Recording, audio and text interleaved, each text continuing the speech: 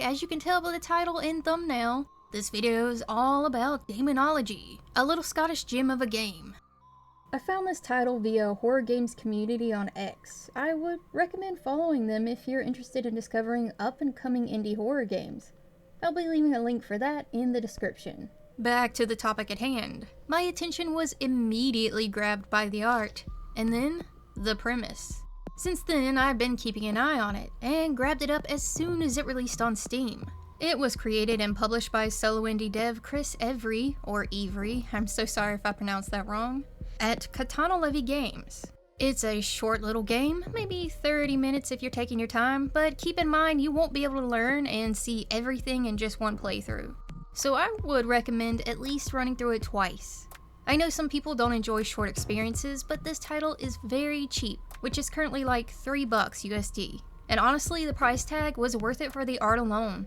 In the words of Chris himself, it features hand-drawn pixel art and nightmarish stop-motion animations. And that is the exact vibe I get from this title.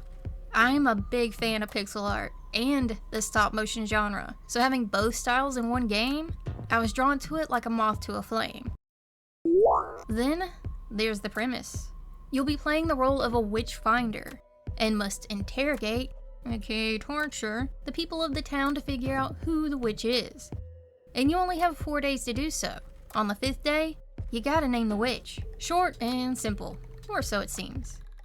Before we dive into the meat of the game and the characters therein, I'm giving a spoiler warning here.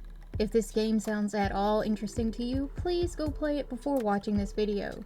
Seriously, I'm about to spoil this whole game, and it's really better for you to experience it firsthand than to have your first experience be through me.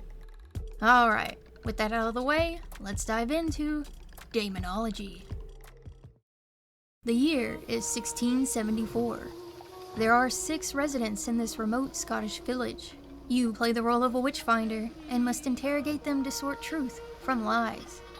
If they're just repeating themselves, then you have permission to use further methods of persuasion. Certain actions will cost you time. On the 5th dawn, a witch must hang. Best you know who by then. Each night you will see prophetic dreams that may provide some insight hidden to your waking mind. Use the sundial and day counter to track how much time you have left. Arriving at the remote village, we're given a choice of 6 locations to visit. 1 for each resident. It doesn't matter where you start first, so I decided to head to Bothwell's Crossing. Or is that Bothwell's? Ugh, whatever. Here we'll encounter a strange looking fisherman. As you can see, we have 2 options, talk or torture. Since I'm not completely mad, I chose to talk first. Could you imagine though, dude just shows up to your village, marches right up to you, puts you in a headlock and gives you the good old titty twister before even saying hello? Anyway, he says he's not a witch, and neither are any of the other residents. They're just simple folk working the land. When probing further about what he's doing here, he gives a straight answer of fishing, obviously, and that the rest isn't our business. When asked if he's seen anything strange lately, he simply says that life is strange, and that's the end of it. Seeing as that's probably all we're gonna get out of him for now, and we only have so much time in the day, I head to the smith's abode. A man with an iron jaw resides in this cobweb-infested dreary home. Blacksmith Osmond is the one who summoned us here, because he believes the shepherd cursed his jaw to fall loose, though he welded it back on. He's definitely got it out for the shepherd, but we can pry a little further to get him to tell us who else resides in this village. There's a priest, the fisherman, a beautiful woman, there will be enough for everyone, and the old crone. Vault 13. Seeing as how he's adamant that the shepherd is guilty, I pay a visit to her house. She stands amongst a herd of sheep carcasses, another abysmal sight presented in this village. Talking to her, she accuses the blacksmith of laying a curse upon her. She says he sent his wolf familiar to slaughter her sheep and demands retribution.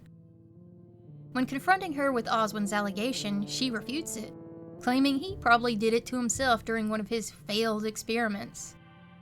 She's a bit snappish in her answers when asked what she does here and if she loves God. But that's not really an indication of guilt. though our response is extraordinarily harsh. Heading back to the blacksmith to see what he says about the shepherd's allegation made against him, he gives us a little more insight on the feud going on between them. When told what the shepherd said about him, he claims it's all lies. He says the reason the shepherd cursed him was because he didn't do a very good job on the fence he built for her, though he claims the fence was fine. She probably left the gate open, which allowed wolves to attack her sheep, and that he normally had dealings with the shepherd's husband, but he just up and left one day, leaving a debt unpaid to Oswin. The picture is becoming a little clearer now, at least for how this feud began, though we still don't know if either of them are a witch, and there are others in the village to question. So my next destination is the old kirk. And ooh, that soundtrack. Father Usby is a devout priest, verging on zealotry. He begins sounding like the kind, concerned priest and offers his services in our hunt. Asking further questions reveals that, while there are 6 villagers now, there used to be 9. The blacksmith's wife passed away this winter from fever. The shepherd's husband fled, leaving unpaid debts, as we found out earlier. And the woman he calls an ungodly whore has a gentleman caller who hasn't been seen in a week. Then, when asking if he's seen anything odd lately, he again mentions the woman called Lilius by the Ring of Stones. He says he's seen her dancing with black shadows. It's obvious Father Usby has something against Lilius. We should find out what. But that will have to wait till morning. The end of the day has come and ushers in the first prophetic dream. The dream shows a man walking through the forest. A ghastly creature appears and curses him to turn into a tree. Hopefully we'll figure out what that means within the next day. We head to the Ring of Stones first thing on the second day, since we didn't have time to get to it the day before. A beautiful woman in a dress sits in the middle of the Ring of Stones. She greets politely and alludes that she's a healer of some kind with the use of local herbs. When asked about the locals, she has mostly kind words for everyone. Everyone except the priest. She claims he turned to zealotry, and worse. Seems just like the blacksmith and the shepherd have their quarrels, so too do the priest and the maiden. We question her about the accusation of her dancing with shadows. She of course denies it, and claims since her love has gone missing, she hasn't much felt like dancing at all, and brings up a good point. Why would the priest be out there at night? That's something we should probably get to the bottom of, but we have one more resident to meet before doing that. The edge of the woods definitely has a vibe to it. Holy shit. And along with it is the old crone Griselda. Griselda is definitely more than just a bit batty, and takes offense to the witch hunter trespassing in our woods. It's like I'm looking into a mirror of my future. She's basically the opposite of the fisherman, and claims that everyone in the village has made a deal with the devil. This brings us no closer to figuring out who the actual witch is, so the witch hunter moves on to follow up on the priest. Father Usby is immediately irritated that we're back here again, claiming we're wasting time questioning him when we should be looking towards the shadows. The fact that we aren't excluding him just because he's a man of the cloth seems to anger him even more, and tries to shift our attention to the maiden once again by making the accusation that she's slain not 1, but 3 babies. That seems a little absurd. I think it's time to resort to more drastic measures to pry more information out of the priest. Even after the forced coercion, he still insists the maiden is cavorting with evil. So back to the stones we go. Without prompting, the maiden tells us that yes, she does practice the healing arts, an art handed down to her from her mother, and that she's treated everyone in the village except for the priest.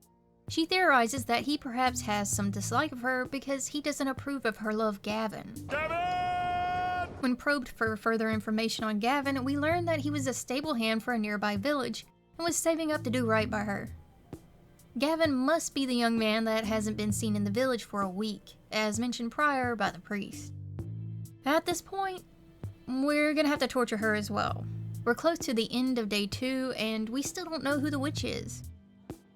Afterwards, she reveals that she and Gavin almost had a baby of their own, but the priest called it an abomination because they weren't yet married when it happened. Being that this is set in the 1600s, I'm sure this was a more common notion to those who practiced the religion of the region. so that wouldn't necessarily single him out from any other man of the cloth of that era, but it's still something to keep in mind. With that, we've reached the end of day 2.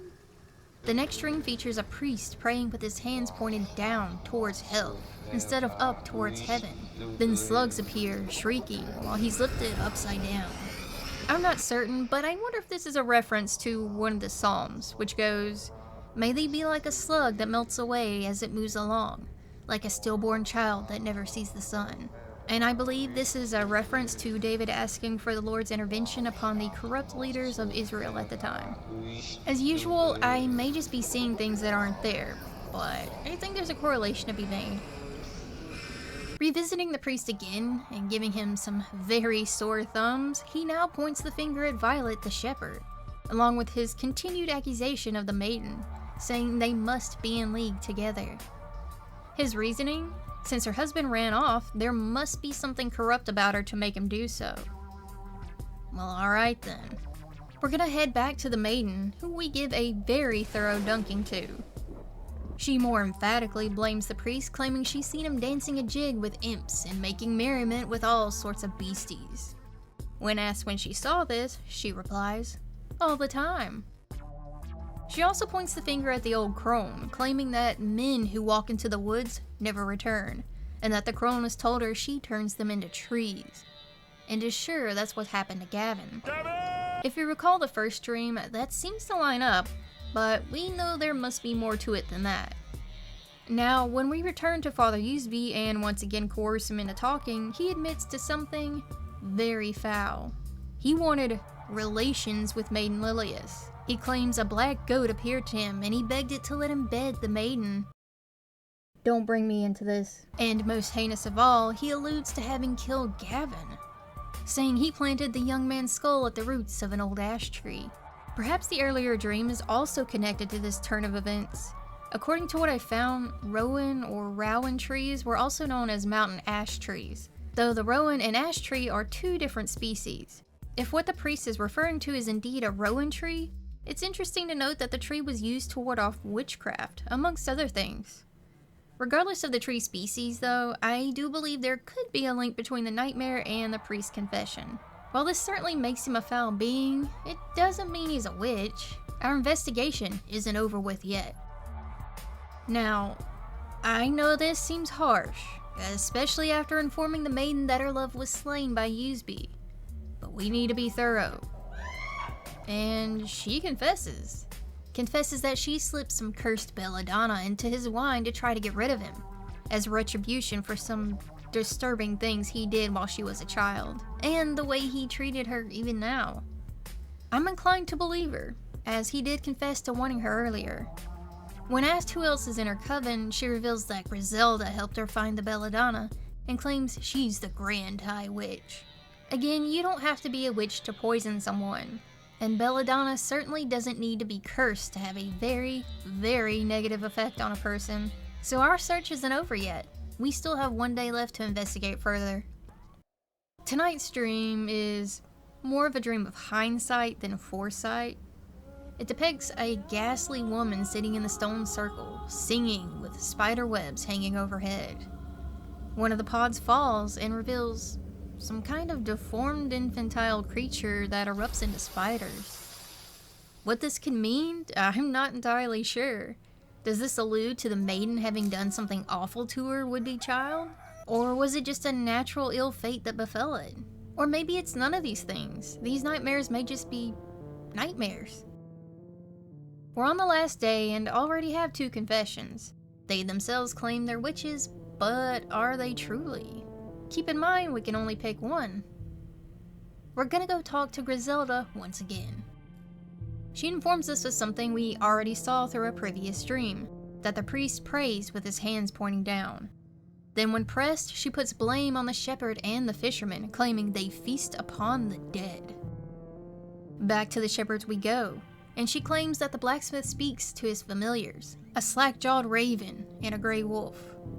When making her participate in an extreme game of bobbing for apples, she doubles down on her accusations of the blacksmith, claims that he traded his jaw to Lucifer in exchange for the death of her sheep to drive her out of town, because she refuses to pay for the fence he made due to its shoddy workmanship. When we talk to the blacksmith Oswin and give him a tongue lengthening, he tells us there was a severed lamb's head on his doorstep, and odd symbols painted on his door in its blood. We can respond that we saw blood on the doorstep, but the head wasn't there. Then the blacksmith admits he's seen those same symbols by the old woods. When revisiting the woods, we can see this symbol. I wonder if that's what he's talking about. I don't know what it means, if it means anything at all, but since we're here, we perform a power move in thumb wrestling on Griselda, and she lambasts the blacksmith for being a witch now, claiming he deals with the devil's flames. I think it's pretty obvious by now that when put through torture, people will say anything to make it stop.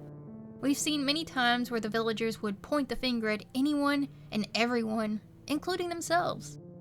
While some truth is revealed, if we can believe anything at all that's been said, none of it points to anyone being a witch. However, the 4th day has come to an end, and we must choose someone to accuse. We've gotten 2 confessions, maybe 3 if you count Griselda. I don't know what to believe, or if I should believe any of it, but I have to work with the information at hand.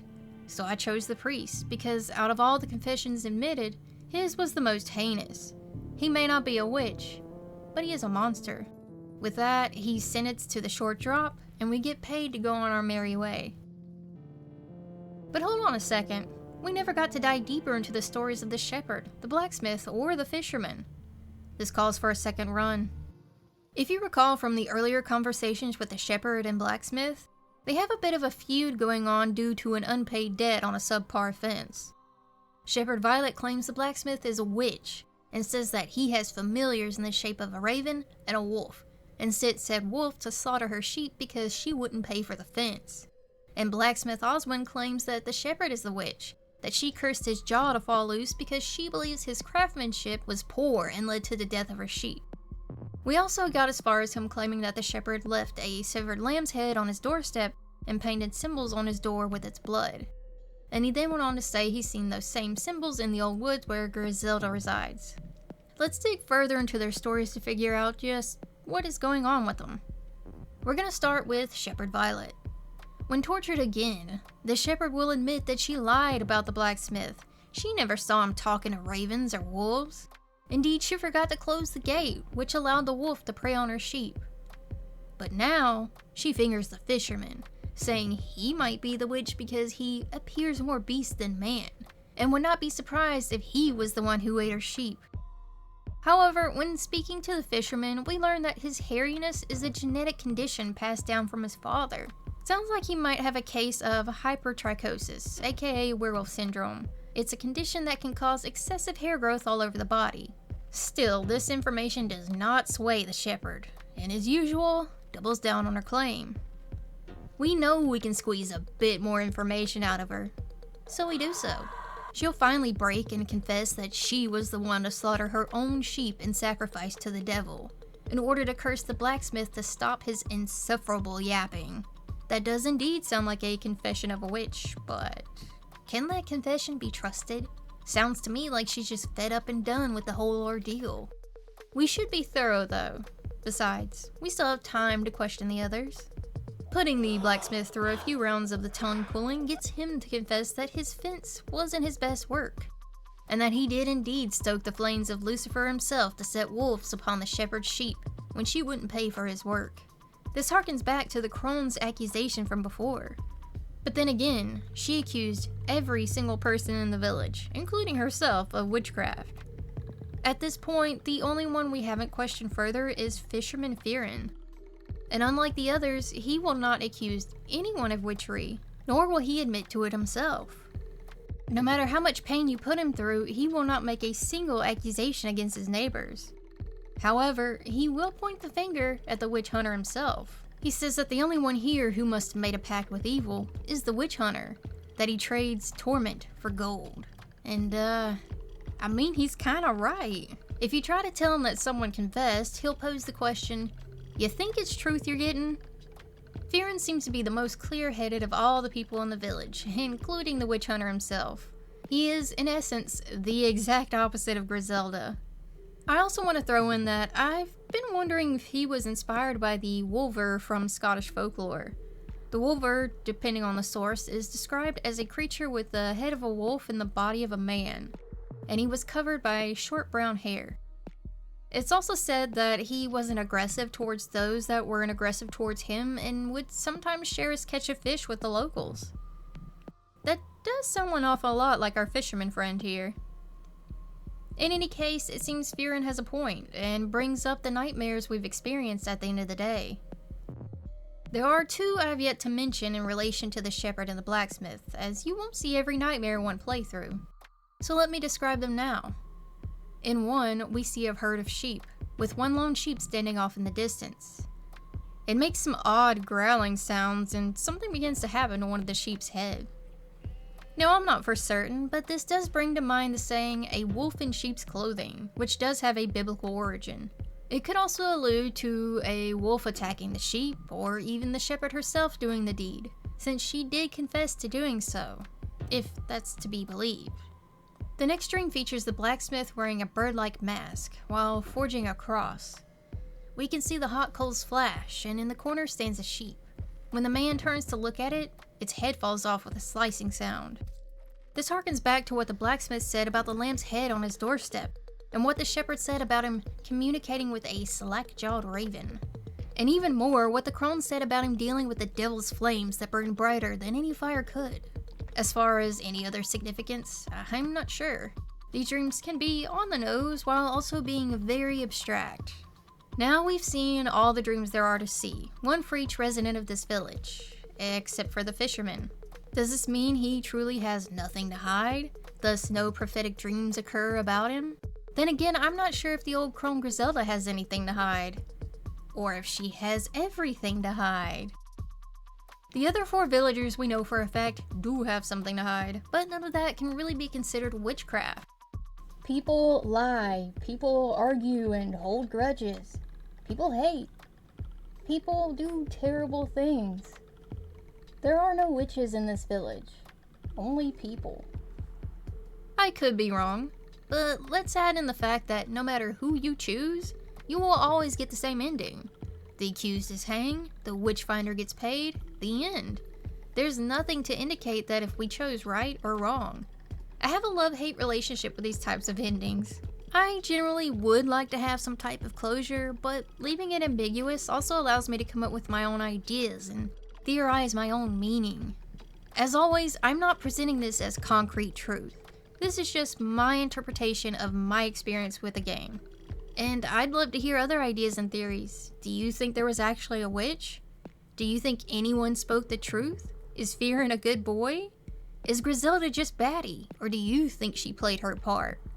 I really enjoyed my experience with this game, from the excellent art and animation, to the amazing soundtrack to accompany it, and the journey to figuring out just what the heck's going on. And that's gonna conclude the video, folks. Thank you for watching. You are the GOAT. If you enjoyed this dive into Daemonology, consider liking the video, or dislike it if you didn't. Subscribe if you're interested in seeing future videos, and leave a comment if you have anything to say. I read them all and respond to most. Check me out on X if you want to see what I'm working on or my random posts. And I also have a super thanks if you'd like to donate some of your hard-earned money to the channel. It goes directly back into the channel in the form of the music, effects, acquiring more content to cover, and towards the coffee I need to power edit. With that said, I'll see you again on The Midnight Goat.